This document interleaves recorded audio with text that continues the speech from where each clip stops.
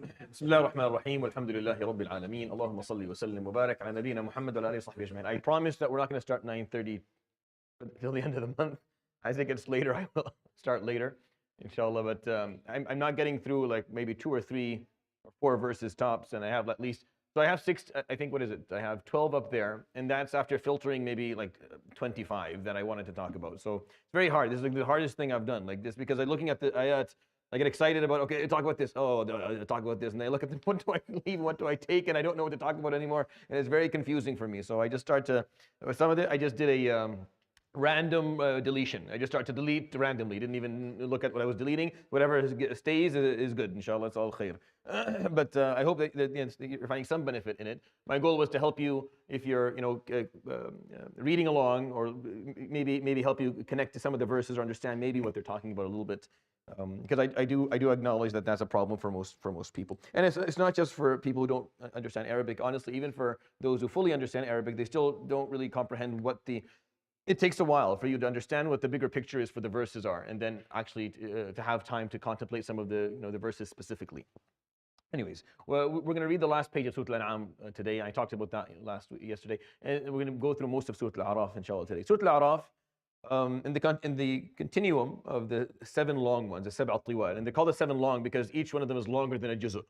Each one is more than a juz', right? Each and every one of them, aside from Surah Al-Anfal, which is exactly half a juz'. It's kind of stuck there in the middle. I'll tell you why it's there, inshallah, tomorrow. So the Surah Al-Baqarah tells you your job, your description, explains to you the methodology you're going to use to achieve, inshallah, your goal. Surah Ali Imran talks about maintaining, sustaining, and protecting the faith from the different challenges, internal and external. Surah Al-Nisa talks about the values, the principles that power everything that Islam is, and then Surah Al-Ma'idah goes right to the rulings and to the practices. That's why it's 16. Ya ayyuhalladhina amanu is one after the other, just talking about different rulings, going to every detail. Surah Al-An'am talks about your relationship with Allah subhanahu wa ta'ala, which is Iman, and it talks about the belief piece, which is the first half of the surah, and then talks about the practical piece, which is the second half of the surah, and that's all it is. It's a very beautiful surah, by the way, and describes Allah subhanahu wa ta'ala a lot. Yesterday I didn't get through half of what I wanted to get through. There's a lot of verses that describe Allah subhanahu wa ta'ala, and you won't find better descriptions of Allah subhanahu wa ta'ala than these verses in Surah Al-An'am by far. Surah Al-A'raf talks about a problem of indifference. It talks about the problem of indifference within societies, and that indifference is the reason societies fall. And if you want to actually succeed, you have to succeed as a society. In order for societies to succeed, you have to remove indifference. This is the theme of Surah Al-A'raf. We only succeed as an ummah. We don't succeed as individuals. We don't. Najat al-mujtama'at. If we're going to prevail, we prevail together. We don't do it alone. I can't make it myself. We have to make it as a group. That's the only way. And in order for that to happen, you have to remove indifference. You have to remove ghafla, which is people not knowing and not paying attention, not caring. And that requires a lot of raising awareness and a lot of decisiveness and a lot of work, which is what Surah Al-A'raf basically talks about. And it does it very well by telling stories of a lot of different prophets and their efforts and their challenges and how they overcame that. And the ones that didn't overcome, what happened to the people who didn't get to overcome it. So that's kind of what Surah Al-A'raf goes by in a nutshell. So let's start. First of all, let's go do ayah number 162 of Surah Al-An'am as a farewell, and then we'll move on to the one after. قل إن صلاتي ونسكي ومحياي ومماتي لله رب العالمين. End of Surah Al-An'am, Allah subhanahu wa ta'ala said, there's a couple of verses in a row, قل قل قل, say this, say this, say this, as in summaries of what exactly the surah was about and what it is we're supposed to take from it. And a part of one of these verses is a very powerful one. قل, say, inna salati, say that my rituals, or my worship, or my acts of prayer. قل إن صلاتي ونسكي, in all of my rituals, everything that I do that is ritualistic in nature. So salati is my salah, and then nusuk is all of my rituals. So hajj and siyam and sadaqah, and all these are nusuk. That's why it's talked about a bit more in Surah Al-Baqarah, فَفِدْيَةٌ مِّن صِيَامٍ أَوْ صَدَقَةٍ أَوْ نُسُك, and it's talked about as well in Surah Al-Hajj, لِكُلِّ أُمَّةٍ جَعَلْنَا مَنْسَكًا. We gave them rituals, specific rituals, meaning, and that's important because in Islam, there's a little bit of a differentiation between worship, service, and rituals. Rituals are specific. Sometimes we don't exactly understand all the details. Like I don't know why it's 30 days specifically and it has to be Ramadan, and why we have to do Hajj at a specific time in a specific place. It's a ritual. It's what Allah subhanahu wa ta'ala has asked us to do in the form of worship, and we do it. So say that my worship, salati, wa nusuki, my rituals, wa mahyaya, and my process of living, wa mamati, and that my process of dying. So not hayati wa mauti, which is my life and death. No, he said mahyaya, meaning my process of living. Wa mamati, meaning my process of dying. Lillahi Rabbil Alameen, is intended for the sake of Allah, the Lord of all worlds. This is the Muslims. This is the slogan of a Muslim. This is your motto. This is what you live by. This is what the verse before, قُلْ إِنَّنِي هَدَانِي رَبِّي, say, my Lord has guided me. إِلَى صِرَاطٍ مُسْتَقِيمٍ, to a clear, straight, uncorruptible path. Deenan, a religion, qiyaman, filled with values. مِلَّةَ إِبْرَاهِيمَ حَنِيفًا, walking the footsteps of Ibrahim, with monotheism, hanifan. وَمَا كَانَ مِنَ الْمُشْرِكِينَ, never associated with Allah. Say, inna salati, that my worship, wa nusuki, my rituals, and my process of living, and my process of dying is dedicated to Allah subhanahu wa ta'ala, the Lord of all worlds. The process of living meaning what you live for. What is it that you're alive to do? What are you doing? Wa mamati, and what is it that you're going to end up dying doing? Because there's a process of life and there's a process of death that comes to us. It's all happening at the same time. Both processes are dedicated for Allah subhanahu wa ta'ala, which is the point of this verse, meaning everything about you and everything about me has to be dedicated to Allah. That's our slogan as Muslims. Everything about me, not just my salah, not just my nusuk. No, mahyaya wa mamati, my life and my death and everything that comes with it is dedicated to the sake of Allah subhanahu wa ta'ala. That's how we understand life. We don't understand life any other way. And the beautiful thing is that Allah subhanahu wa ta'ala, when He says that, He doesn't mean, the reason that He talked about the rituals at the beginning is because He said, قُلْ إِنَّ مَحْيَايَ وَمَمَاتِي لِلَّهِ رَبِّ الْعَالَمِينَ. You'd be very confused. You'd think that you have to spend all of your days and all of your nights just worshiping. But He put them up front, that those have specific times and they have specific purposes. But there's much more to life than salati and nusuki. There's mahyai, there's more to it. There's a process of life and death, and this is happening outside from salati and nusuki, aside from the worship and the rituals. That defines your life, and that is for the sake of Allah as well.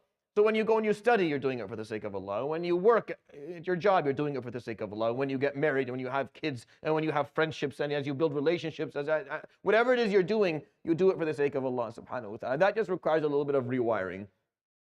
Just a little bit of rewiring. Hopefully, if we rewire it, then you can make sure that the next generation has it wired already so they don't have to rewire anything later. And then we're good. We can move on because this is how Allah subhanahu wa ta'ala has designed us to live. And this is what the Prophet alayhi salatu wasalam taught, and that's why the first couple of generations had clarity. They knew exactly why they were around and what they're here to do. And they understood their worship and their rituals as two aspects of their existence that were very clear. But then they understood life was much more broad than that. In every aspect of it, you were still required or expected to dedicate it for the sake of Allah subhanahu wa ta'ala. And it's not as hard as it seems when you have the right intention in heart and when you know what it is that you're hoping to achieve. I'll stop at that because this is a full hour lecture for sure. So let's do ayah number 20 of Surah Al-A'raf. فوسوس لهما الشيطان ليبدي لهما ما وري عنهما من سوآتهما وقال ما نهاكما ربكما عن هذه الشجرة إلا أن تكونا ملكين أو تكونا من الخالدين. This ayah, I'm pointing it out, not because the story is well known, the story of Adam and Iblis fil Jannah. And I take the opinion that the Jannah that we talk about in the story of Adam and Iblis was on earth. It was not somewhere else. It wasn't somewhere in the heavens, because there's a lot of evidence that kind of supports that. And it wasn't in the heaven that the Muslims or the mu'mins or the believers or the ones who will be rewarded by Allah subhanahu wa ta'ala will enter, because no one enters that Jannah and leaves it. And this is not an opinion that I just made up on the spot. This is an opinion of a lot of Muslim scholars historically going back as far as the tabi'een. But obviously the other opinion is valid and is acceptable. But I don't agree with it. I think that he's talking about something here on earth, a garden where they had all the sustenance that they needed. They didn't need to fight to survive. They didn't need to push themselves. It was all there for them. And Allah subhanahu wa ta'ala gave them one command: just don't do one thing. Just don't eat from this area or from this tree, or just don't touch it. And then Shaitan, who was going to prove that, because Shaitan was kicked out of Jannah already, so it doesn't make sense that he's still there. Like, there's a lot of, when you believe the Jannah is in the heavens, there's a lot of discrepancies and there's a lot of holes in the story that don't add up. It makes much more sense that they're here, and a place where Allah subhanahu wa ta'ala had put them, and they're protected and they're safe. Obviously the wilderness is not a safe place to live. So Iblis did waswasa what I'm interested in this ayah is how he did it. Meaning what he used to actually get them to make the mistake. Because when you think about it, if you're living in a place and everything is provided for you, and you're happy, and you're safe, and you're not scared anymore, and you have enough sustenance for yourself, why would you, out of all the different fruits that are there, you wouldn't have a problem with just maybe leaving one out and not eating it.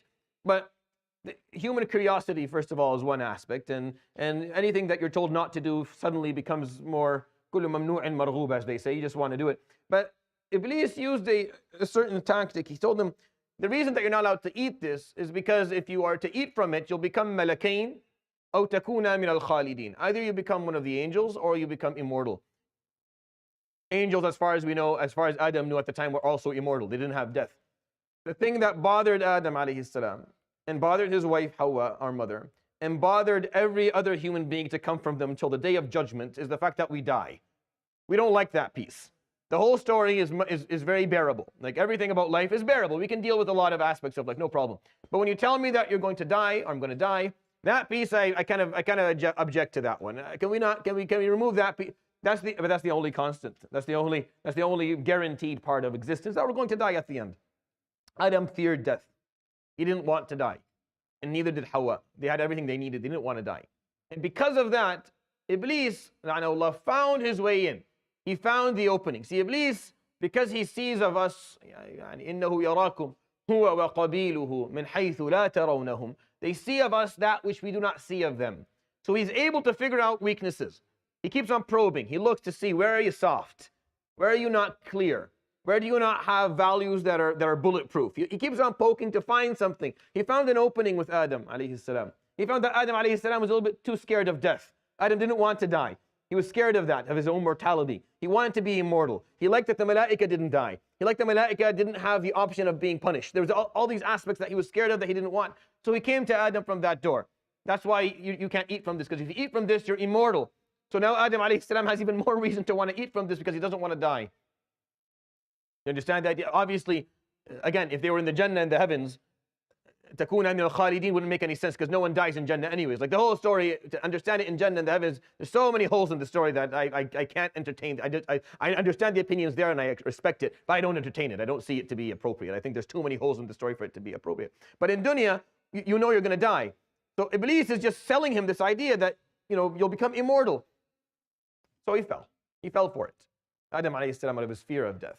And I believe that he fell for it. فَدَلَّاهُمَا بِغُرُورٍ, meaning he alluded to them something that wasn't true, and he took them in a way. And when you think about it, look, all of the stories in the Quran, especially Adam's story, is symbolic. It's so symbolic. Inshallah, next year, the series will be more focused on some of the stories in the Quran. They're very symbolic. I find people don't understand what they're talking about at all. It has nothing to do with a fruit and an apple and Adam. What it has to do with is the symbolism of thinking that the thing that you can't have, or the thing that's beyond you, will grant you something that you can't get another way. It's the illusion that thing that over there that I don't have right now, once I have it, I'll finally be happy. I'll finally be fulfilled. I won't be afraid anymore. Everything will be great. Everything amazing. We're very good at doing that as human beings. We sleep, we're depressed, we're upset, because there's one thing that we want, we don't have, we want it, and we feel that once I get it, everything will be perfect. Everything will be fixed. My relationship with my wife and my children and my parents and everything will be fixed. I don't have to worry about anything else anymore. Completely untrue. That's completely not true. Here, you're given it later on in life, and you're just as miserable. You just move on to the next thing that you can't have or you don't have, and you want that one. And it's endless. So Adam alayhi salam wants immortality. You can't have that. You're going to die. Do what you want. You're going to die at the end. But he started that. He made that mistake where he was led to believe that thing over there is going to give me what I want. It can take away my anxiety. I'm not going to die. I won't die. So I want it. So he took it. He ate from it. Gave him nothing. Gave him nothing. Besides, okay, go learn. Go learn that what you had here was way more than what you didn't. And maybe that lesson is what we're still learning today. The thing that you want that you don't have, you have way more than it. You have way more than it. So maybe it's not going to do much for you. And what it is that you need on the inside, the fulfillment that you're looking for, it doesn't come through something external. It doesn't come from something that you're told not to get. It comes from on the inside. What you're looking for exists inside of you. You just haven't learned to access it yet. That's all. So Adam alayhi salam, as his reflex would be as a human being, he thought that what he wanted or what was going to help him was something external to him, so he put his hand out and he took it, and it didn't offer him anything. Let's move on to ayah. Let's do, we're running out of time. Let's do 50. Who has the 50? You do 50? ونادى أصحاب النار أصحاب الجنة أن أفيضوا علينا من الماء أو مما رزقكم الله قالوا إن الله حرمهما على الكافرين. In these verses that are very difficult in Surah Al-A'raf, that talk about what's going to happen on the Day of Judgment, and a specific communication that will occur between the people of Jannah and the people of Nar. It'll be a very, very short communication, but it will occur. And this verse here points out what the people of Nar will call upon and say. The people in Jahannam will call upon the people in Jannah. وَنَادَى أَصْحَابُ النَّارِ أَصْحَابَ الْجَنَّةِ أَنْ أَفِيضُوا عَلَيْنَا مِنَ الْمَاءِ. Can you pour some water down for us? Give us some water. We're dying of thirst. There's nothing to drink here. All that we drink just makes us more thirsty. All that we eat just makes us more hungry. It's all pain. Send us some of the water that you have, just for a brief period of time. The people of Nar can see the people of Jannah and they speak to them. And this is documented in this verse in Surah Al-A'raf. And it's there, and it serves a purpose of reverence for us. It serves a purpose to remind us of what could be. We inshallah hope that it won't be. We make dua that it won't be, but it could be. And the fact that it's still there, the fact that it's a possibility, should really serve as quite the motivation for us as human beings. As Muslims, we should definitely be motivated by the fact that this is a possibility. And أفيضوا علينا من الماء. Send us down whatever water you don't need. أو مما رزقكم الله. Or anything that you have up there. Anything, we have nothing. Give us anything at all. قالوا إن الله حرمهما على الكافرين. They say, indeed, Allah subhanahu wa ta'ala has made them haram for the disbelievers. Those who are there, Allah subhanahu wa ta'ala does not. You see, it's not that they can't be given it. It's not that there's not enough to go around. It's the fact that they just don't have the permission. See, in dunya, you had the permission to eat whatever you want. Eat whatever you want, drink whatever you want. It's all there in front of you. It's up for taking. Do what you want to do. Up for grabs. Yawm al-Qiyamah is not like that anymore. Yawm al-Qiyamah, you can't go get what you want. Even if it's in front of you, you need permission to take things. And you need permission for things to actually be consumable. And the thing itself needs to have permission to actually offer you sustenance of any sort. To offer you any form of pleasure or fulfillment. It has to have permission. Yawm al-Qiyamah, the laws change. The laws that govern everything aren't the same anymore. And it's only those who learn that now that will. The only way for us to protect ourselves from what is coming is to make sure that we have clarity on what the laws are going to look like later. In dunya, it's so different. Everything is available, and if you're strong and smart, you can get what you want and you can get what you're looking for. Yawm al-Qiyamah is no. They have the water and they can pour it down, but they don't have permission. They can't do it. Not that they don't want to, they just can't. They're not allowed to. This is a time where Allah subhanahu wa ta'ala these people deserve punishment. They're going to be punished. So all you can do when you read these verses is just say, I don't want to be there. I don't want to be there. So what am I going to do? Depending on how well you read these verses and what degree of certainty you have in what you're reading, you will use them as motivation to make sure that you're not on the wrong side of this equation. You'll make sure that you're not the wrong person calling, or they're not the wrong person speaking Yawm al-Qiyamah. That you're not on the initiating end of this conversation asking for something that you didn't have to. You didn't have to be in the position where you're asking for it, but you're not permitted to be given it. That's Allah subhanahu wa ta'ala an ya'tiqa riqabina min an-nar. Can we do the what is next?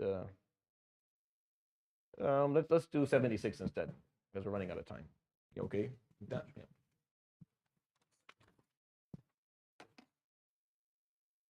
قال الذين استكبروا إنا بالذي آمنتم به كافرون. Yes, that's the ayah I wanted. Don't look at me like I chose something wrong. That's the ayah that I wanted. So in in the story of Salih alayhi salam, there's a very interesting conversation that occurs. The people who have strength, the people who have status, أتعلمون, they're speaking to the common man, the common folk. They say, أتعلمون أن صالحا مرسل من ربه. Did you hear that Salih is claiming prophecy? So the common folk, many of them had believed in Salih. قالوا إنا بما أرسل به مؤمنون. Yeah, we believe in what he, we've accepted his faith. So when they hear that, this is their response. قال الذين استكبروا. Here's where they are described as the arrogant. Immediately Allah subhanahu wa ta'ala stops describing them as the disbelievers or the mala, the people who had strength. He describes them as the arrogant. قال الذين استكبروا إنا بالذي آمنتم به كافرون. We disbelieve in anything that you believe in. If believing in Salih means that you and I are going to be in the same in the same row, in the same line, standing together, we don't want it. Just by the mere fact that you believe in it, I don't want it anymore. This is Allah subhanahu wa ta'ala describing their arrogance.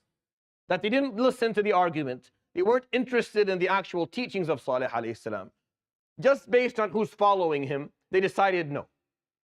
This is a very important verse in the surah for us. You don't have to like all of the Muslims. You don't have to like them. You don't have to think that they all relate to you. And you don't have to relate to all of them. That doesn't matter. That doesn't matter. You still have to love them in terms of love khair for them. You still have to act as if you are one family and work towards the wellness of everybody.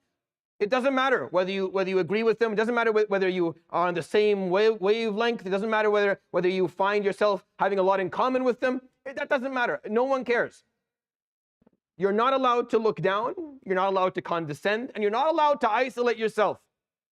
It's easy to do that. Like, it's easy to say, you know what, I'm a Muslim, but I'm not like these. No. I'm sorry. I understand.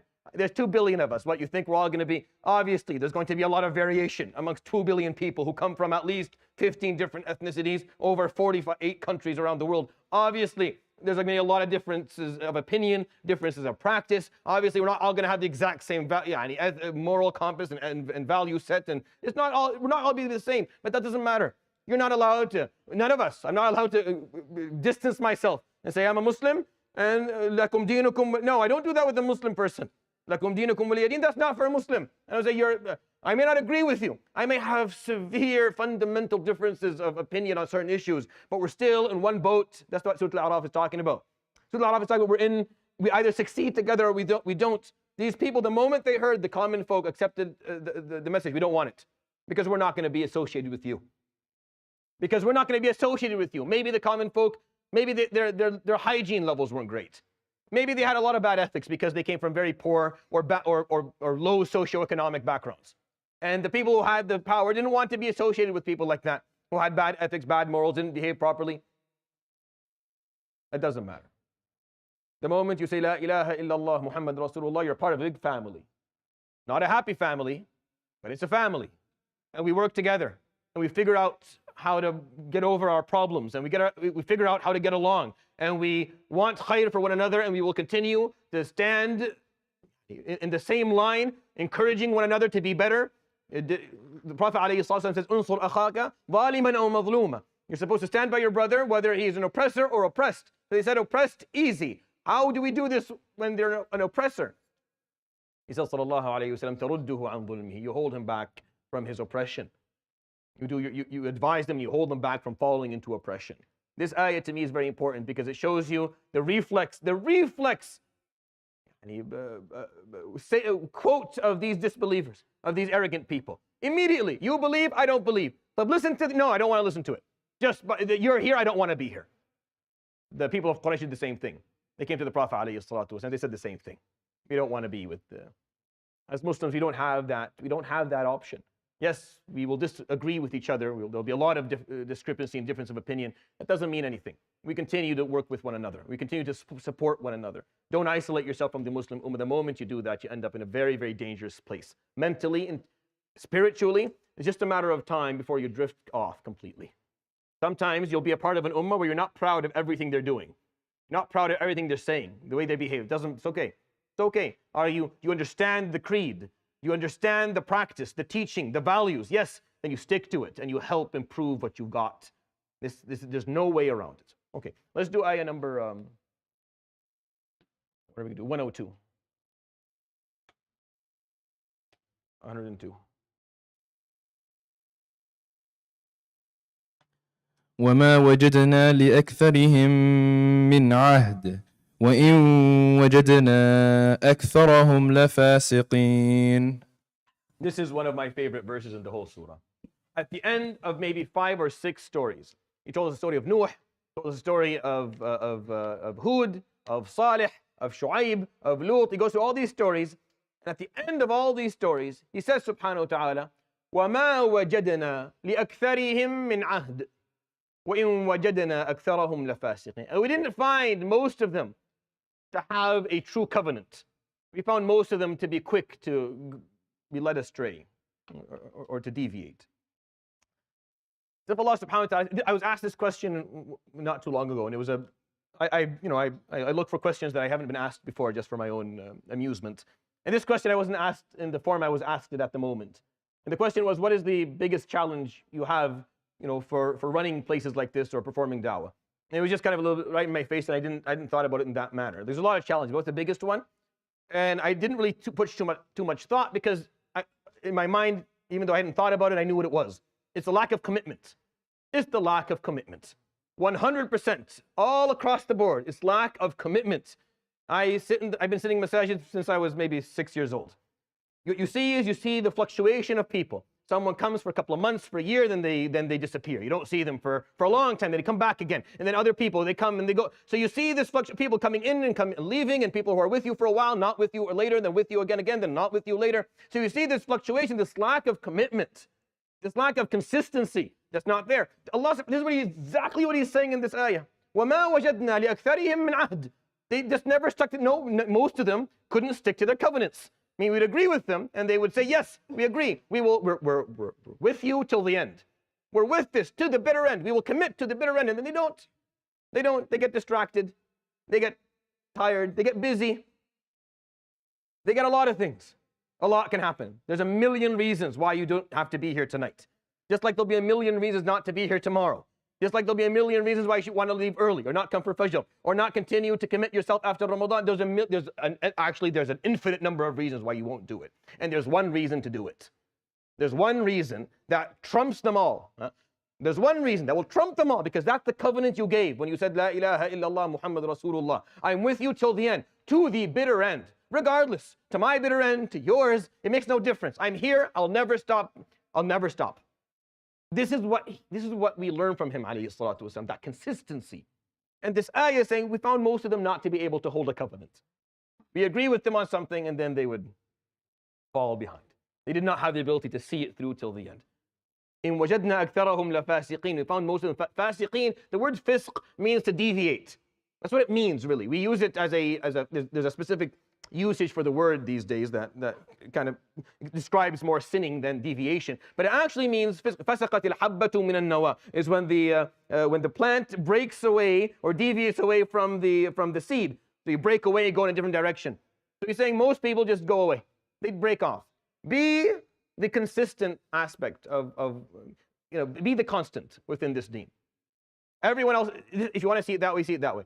Everyone else is a variable. You be the constant piece. You're always there. You're always there. You'll always be there. For good or for bad. Wealthy or poor. Healthy or sick. Happy or completely miserable. Awake or half asleep. You're there because you gave your word. That's why. Because you gave your ahd. Let people do what they're going to do. Let people live their stories and have their own. And don't judge them. This is not me telling, okay, let's start judging people who don't show up for stuff. No. Everyone has their own story to live, and you can't judge people based on what. But I'm asking for you specifically. When you look at this, you listen to this ayah, be the constant, because in a world of variables, what else is there? You believe in this? You're good? You've accepted La ilaha illallah? Yes, then stick to it till the end. To the end. And that is what Allah subhanahu wa ta'ala expects from us. And that's what the Prophet ﷺ did. He would tell them, they would come to him and he would tell them, look, you don't understand. You're speaking. I can't listen. Nothing you say means anything to me. I am doing this until either Allah grants us success or I die. Stop negotiating. There's nothing to negotiate with. There's nothing, this is it. I am with this. I am on this until the end. Whatever that looks like. And Allah would tell him, you may die. We'll talk about those verses late when we come to them. You may die. You may not actually live. You may not actually see this through. He was never given guarantees, alayhi salatu wasalam, he would actually succeed. He didn't know. He had examples of those who didn't. Many examples. Now read the Quran. He had examples of prophets who were killed, Yahya and Zakaria, and many prophets were murdered. So he didn't know what was going to happen to him. All he knew is that he is constant. He is not changing. This is what he was taught, and this is what he's going to do. And I think that has a lot of value for us as Muslims today. Because yes, the variables in the world are endless. There's like so many things happening all the time. You can't control them, but what you can control is your commitment and your word. You gave this is a covenant. This is ahd. When you accepted Islam, you gave your ahd, you gave your word. Okay, let's do one more before it's time. Let's do ayah. Let's do 155. Can someone do 155 for me? واختار موسى قومه 70 رجلا لميقاتنا فلما أخذتهم الرجفة قال رب لو شئت أهلكتهم من قبل وإياي أتهلكنا بما فعل السفهاء منا إن هي إلا فتنتك تضل بها من تشاء وتهدي من تشاء أنت ولينا فاغفر لنا وارحمنا وأنت خير الغافرين. Sorry, I don't think I have enough time to actually explain this in detail. Here's what this story tells. Musa alayhi salam chose people to go be in a place where they would meet Allah subhanahu wa ta'ala, similar to his. So what they asked for is to see Allah subhanahu wa ta'ala jahra. They asked for something that Musa told them was not possible. You cannot see God. You can't feel, your senses won't be able to reach him. But you may hear a voice that's coming from Allah subhanahu wa ta'ala in whatever sense he wants it to come to you from, Jalla Jalaluhu. So they knew that. So وَاخْتَارَ مُوسَى قَوْمَهُ 70 رَجُلًا لِمِيقَاتِنَا, 70 of Bani Israel. So they asked Allah to be seen. They wanted to see him. فَأَخَذَتْهُمُ الرَّجْفَةُ. Allah subhanahu wa ta'ala, with one swift blow, had them all die instantaneously, everyone. And then he brought them back again. So Musa turned to Allah and asking for forgiveness. رَبِّ لَوْ شِئْتَ أَهْلَكْتَهُمْ مِنْ قَبْلُ وَإِيَّايَ. If you wanted to destroy us as a nation, you could have done that anytime you want. أَتُهْلِكُنَا بِمَا فَعَلَ السُّفَهَاءُ مِنَّا. Don't hold us accountable to that which the people who are ignorant amongst us are doing. Those who don't have knowledge. The importance of it is that as much as we would hope that you're not going to be held accountable for what the ignorant do, you still end up paying some of that cost. You pay the dues. And that's why it's important to understand that we're part of an ummah. Just isolating yourself won't save you. It won't save you. Because it didn't save Musa alayhi salam. Musa, the prophet, he goes and still Musa alayhi salam is subjected to what the people around him did. And it wasn't all of them. It was just a few sufaha, a few people who said things out of lack of adab. They said it to Allah subhanahu wa ta'ala. And I love it because the end of it, Anta waliyuna, this beautiful dua, faghfir lana warhamna. You're the one that we depend upon. So grant us your forgiveness and grant us your compassion. وَأَنْتَ خَيْرُ الْغَافِرِينَ. You're the best one to grant us forgiveness. There's more to that ayah that I want to talk about, but I do want to take a moment. A brother of ours, Brother Ricardo, who has been for the last maybe couple of months now, the reason that this place, or one of the main reasons this place is still running, and specifically when we opened the space over there, he has been making himself extremely available on a daily basis. I cannot even begin to tell you how much help he's been showing us. مَنْ لَا يَشْكُرِ النَّاسِ لَا يَشْكُرِ اللَّهِ. Those who do not thank people do not thank Allah subhanahu wa ta'ala. So on behalf of the Wellness Center and on behalf of the community that comes here, we do want to show you gratitude and thank you and say Jazakallah khair, Barakallah feek. If you don't mind saying Jazakumullahu khairan. And we hope, inshallah, subhanahu wa ta'ala, Allah guide you, inshallah, and we continue to enjoy your help here with us. Barakallah feek. Mashkoor. Jazakumullah. Takbir. Thank you so much. Barakallah feek. يلا نقوم إلى الأذان إن شاء الله تعالى.